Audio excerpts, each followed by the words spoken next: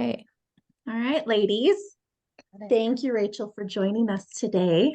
You're welcome. You feel better from you're good, Christina. You feel better from last week. I'm glad. Me So too. much better. That sicknesses, it's the time of year. Christina, have your kids been sick? Okay. Nope, What were you we've gonna been good over here. what were you gonna say, Rachel? I just love modern medicine that can help us feel better. Yeah. Yeah. Yeah. Especially like Tylenol and ibuprofen. Yes, And those rum. and rum. Yes. All right. So we have Rachael Porter here today, and she's going to talk to us about finances. Rachel, can you give us a little bit of an intro on you and what got you started? Okay. Well, I'm a wife, a mom, and a grandma to two little grandbabies. And Aw. yeah, so last year, you know, we've always struggled with finances. Um, my husband is a spender. I'm a saver. Opposite in our family. I Sorry. fully relate. Yeah, and it's been hard. And especially when we're never really taught anything. My mom taught me how to write a check, never taught me how to balance a checkbook, nothing about retirement, nothing. My family just did not talk about it. And, here I am almost 45, and I'm like, we don't even have nothing for retirement saved up. And I'm stressed about it. And I went to this leadership conference last year, and they offered us meeting with my mentor, Sam Knickerbocker, on how, because he teaches families how money works. I'm like, I need this. I need to go. But all at the same time, I was really worried about how much it was going to cost. But I went and met with him, and I'm like, I need to do this. I learned so much, and I want to be able to help other families learn how money works so they can better their financial future. I want to empower them. I want to make an impact on their lives. So Perfect. that's how I got into it. That's Love great. that. Yeah. Christina, did you have the first question? Okay. What benefits do you give your clients? So what was the question? Oh, What are the benefits of working with you? Oh, that question. That question. that will work. We, our number one thing is financial education. So we want to um, educate them on how their finances work.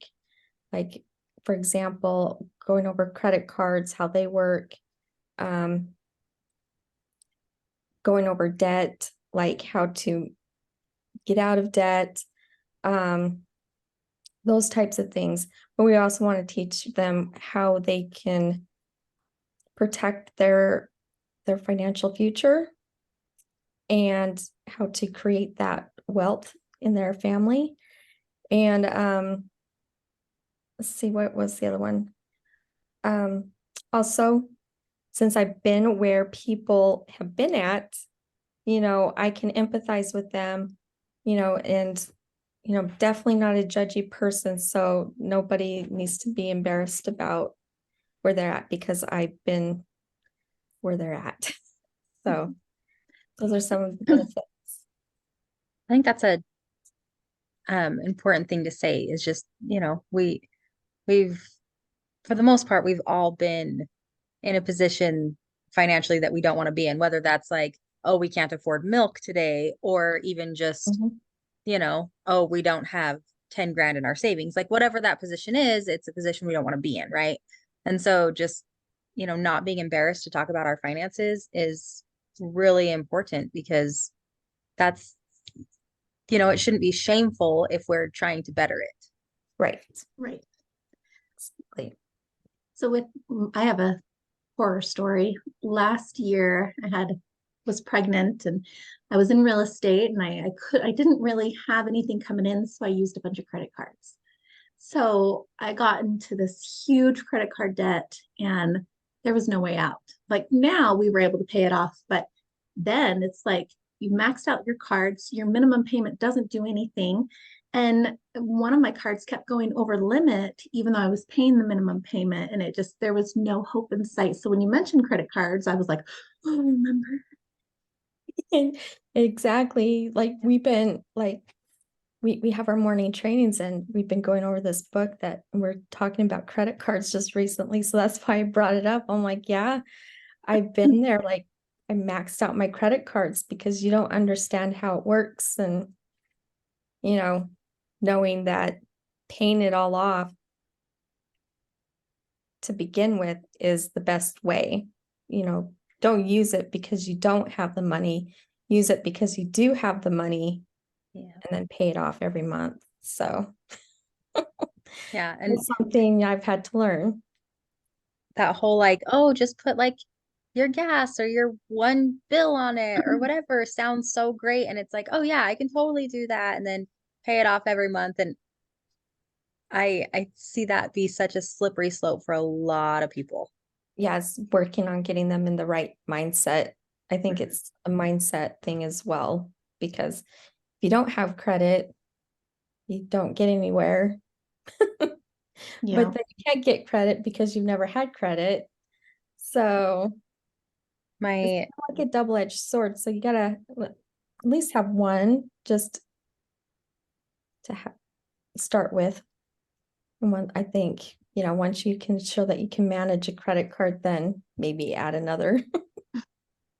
we were just at the bank recently, my husband and I, and he found out how high of a credit limit I have. And he was like, "What?" And the gentleman didn't realize that we don't share finances. And he's just like, "You didn't know?" And my husband's like, "No, but if I was her, I wouldn't have told me either." I'm like, "That's why I didn't tell you, because I know better." If he sees it, he's like, "Oh, look at all this money we have." And I'm like, "No, no, that's not ours. It's mine. It's not even mine. It's It's someone a credit else's. limit. It's my True. pretend. It's my Yes. pretend I'm rich thing, because they just keep You're like, I because I could, but don't I'm use my credit card like for hardly anything. They just keep upping my limit, and I'm like, if you guys only knew how much money I don't have, you would probably stop that. But that's okay. Keep going. Right. Well, it's good for like if there's an emergency, but I mean, that's kind of some people think there's an emergency every month. I don't know.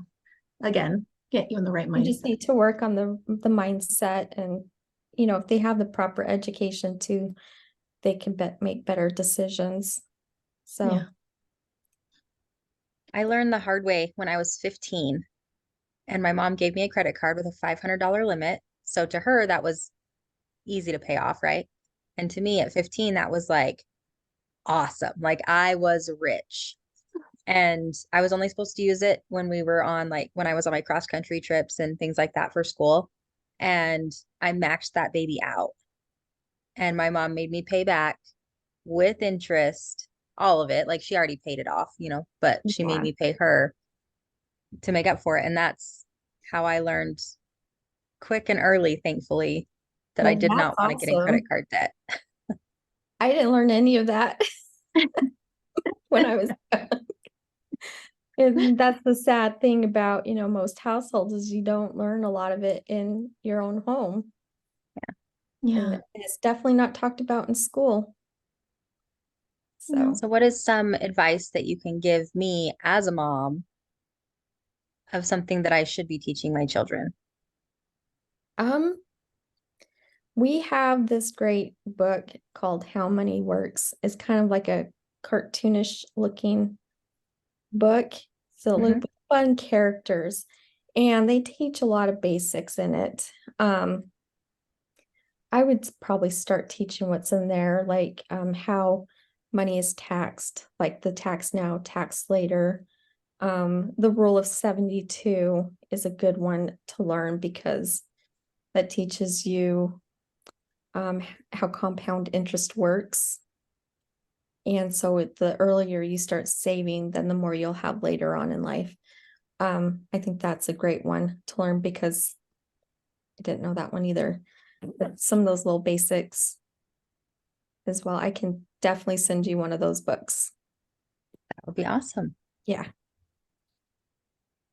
Why, I have a question. So why is it important to not be afraid of talking about your finances, especially in the home? I know this. I think a lot of people just, it's like this taboo thing and nobody wants to talk about it, but we need to be open and talking to each other about it, especially with kids, because I know mine think that money, we have all the money in the world and we just go buy them whatever, but we're like, well, we got these bills we need to pay first before we can do this. So there's that one. And I think also there's over 5 billion people on this planet that don't know how it works. And so I think the more we do talk about it, then the more, educated everybody's going to be. And like I was telling you, Christine, what we do teach, you can teach your kids. You can teach your family, you can teach your friends, just be able to share it with other people is, it's just important because we never really talked about it. And I like being able to talk with my husband about it. And we've been working on that this past year of actually communicating and being on the same page with finances. It's another thing. So, because it causes too much stress if people aren't talking about it. And a lot of other health issues that come after that. Right. 100%. No, I think it's good to have somebody that, especially if you are married or in a committed relationship, being able to talk to your partner about finances is so important because you want to have that kind of checks and balance there of like, hey, this is what I'm doing, and I know I shouldn't be doing it, and you can help me not do it anymore. Or, hey, I'm doing this. Isn't this so exciting? Like, woohoo. Because I mean, I don't know about you guys, but I don't really want to tell all my friends, hey, guess how much money I have in my savings account, because then they No. might be like, hey, guess what? Something Can you came up and borrow I need some some money? help. But not really. But you know what I'm saying? Like, it's not something that I often talk about with, Anyone else? Yeah, you have that almost bond with anybody your else. significant other anyways. So Yes. to have that, just to be able to talk freely about everything, your feelings, your, business, this is what I want to go do in business, and this is how much money I'm going to have or not. So yeah, it's pretty Right. I know back years ago, I used to teach like relationship courses a lot. And it said that it didn't matter if you shared finances or you didn't share finances, as long as you were on the same page with it and still communicated about finances, then that was like a healthy way to have finances in your relationship. Is that still important. kind of how it's seen, or is there one that seems to be more beneficial than the other in relationships? That one I can honestly say I'm not too sure how, because every couple's different. Mhm. For me, I want to be able to say, let's do bills together so we know where we're at. And we basically share our money. So whatever he brings in, he shares with me. Whatever I bring in, I share with him and the rest of the family. And that's just how we are.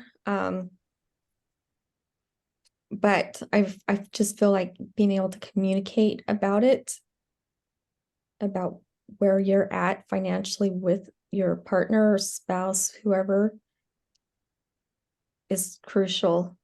Whether or not you're like us, where we share everything, I think just being able to communicate is the biggest thing, because then it's going to cause fights if you don't communicate about it. Because so and so did not pay that bill. Like if you guys decide to split it between people, you didn't pay that one. And they're like, well, you didn't pay this one. And I told you I didn't have money. I don't know what happens. Those are just some things that I've seen. But yeah. No, I can definitely see that too. Yeah. And I know like my husband and I used to have a rule about if it was over a certain amount that we would talk to each other before spending it, even though we didn't share finances, just to kind of have like Yeah. someone part of it. And then that kind of Went out the door. quickly went out the door. I mean, not Yeah. on my side because, I don't spend money, but yeah. Yeah. That's a big one too. Like, especially big purchases. Like, I don't see myself ever making a big purchase without talking to my husband for sure. That one's huge. And like, how much are you going to spend on kids for their birthdays or for Christmas? Like Oh, kind of yeah. get down to the nitty gritty. This Yeah. money is set aside. We kind of went over that 2 weeks ago, and then we're like, hey, so any money that we're going to spend on food or snacks, we're going to put in this account. And then we have all this like great ideas, but then 2 weeks later, we still haven't made the accounts. And, haven't done it. We've got this great idea, but like to what's going to push us? How can we be? So the next question is, how can we become more financially empowered? I guess kind of go along with what I said. Oh, yeah. Yeah. Definitely education, Mhm. learn more about it. Then the next thing I would say is knowing exactly where your money is at, where it's going. If you can track it or have like a program, like we use Mint, but they're currently getting ready to close down and be or merge with Credit Karma. So I'm not quite sure how it's going to look. But with Mint, you can have it all your accounts loaded in there, Mhm. and you Like can, personal yeah, account. you can do personal, you can do business, I do believe, and you can itemize it. So if it's food, restaurants, gas, those types of things, you can see exactly how much you're spending in each category. And then you can be like, do I really need to be spending $100 a month getting sodas from the gas station or snacks from the gas station? Just as an example from my family. Like, do we need to be making these many trips to the gas station for that? Or, for a lot of people, Starbucks, how much are you really spending at Starbucks? You're probably thinking, oh, I just spend maybe $5 here or there. And then you go to look at it. It's kind of mind you actually see how much you're spending in a month. And just being able to cut back in those areas and be able to look at it and be able to create a better budget for yourself. So those were just a few things, just being able to cut back and then be able to put that towards your savings goals that you have set. Yeah, those little payments add up. You don't even think about it. You're like, oh, it's only $4. Okay. Then Mhm. tomorrow another Yeah. $4. And then another $4. 4 times Yeah, because 5. it's only $4, but it adds up really quick. And even with all your subscriptions, because now there's like a lot of subscription services. Don't realize how much you spend there too. So, and I've seen some people like, oh, well, I didn't remember I had that. I guess I better go in and cancel it. I've literally had people say that. They did not realize it was still they're paying for something that they weren't using. Mhm. Even if it's like, what was it? Peacock I was paying for, but I did not use it for, I mean, it's probably been 8 months, $6 a month. I mean, it's not that much, but that's money that could have gone to savings or could have gone to something Yeah, else. paying off debt, whatever, Mhm. it's something it can go places. It just adds up real quick. Mhm. Yeah. One of the like seemingly innocent yet biggest like shockers that I ever heard was I had a friend who was really struggling financially and she couldn't pay her bills. And she's like, let's just go to lunch. And I'm like, I thought you couldn't pay your bills, and she's like, I can't, but the $12 I'm going to spend at lunch isn't going to fix that. And I just remembered thinking like, oh my gosh, like I get that, like what she's saying is factual, 100%. Like the $12 she's going to spend at lunch is not going to pay her bill. But then how much else is she doing that in that mindset of like, oh, the Yeah. $12 for lunch and the $6 for the gas station drinks and sodas or whatever. And then the 8 months on Peacock or, whatever, like whatever it is, like those things do add up and they seem so super small, but that could equal up to your water bill, quite fast, just Okay. crazy to me. Well, I love that you kind of talked about mint, or if someone can go out and find something that works for them to be able to understand, you're spending this on this day and then this on this day. So do you really need to spend that? So thank you for that advice. And You're welcome. do you, so what we could do, what we're going to do after this is we're going to post this and then post all your links to Okay. website, to how to get a hold of you, to if you have any other resources, PDF that has anything that someone can click on. And if you ever do in the future, just let us know. And thank you again for coming on here and You're welcome. sharing your advice Yes, with Rachel, us. thank you. Yeah, thank And you for having me. we'd love to have you in a couple more months to see, if there's any new changes or if there's anything that your company's offering, or just to maybe we could do some lives just to have people come on and do some Q&As. So whatever happens in the future, I think that'll be great. Maybe we can do a challenge of like saving money or something. A Yeah. saving change. Yeah, that'd be And good. they'd have to like Yeah. hashtag you or something, or just tag you in something so you can kind of keep track of that or something. We'll figure something out. Something fun. Yeah. It would be. All right. Thank you again, Rachel. And thank you, ladies, for watching, and we'll see you on the next episode. Thank Bye. you. Okay. Bye. Thanks.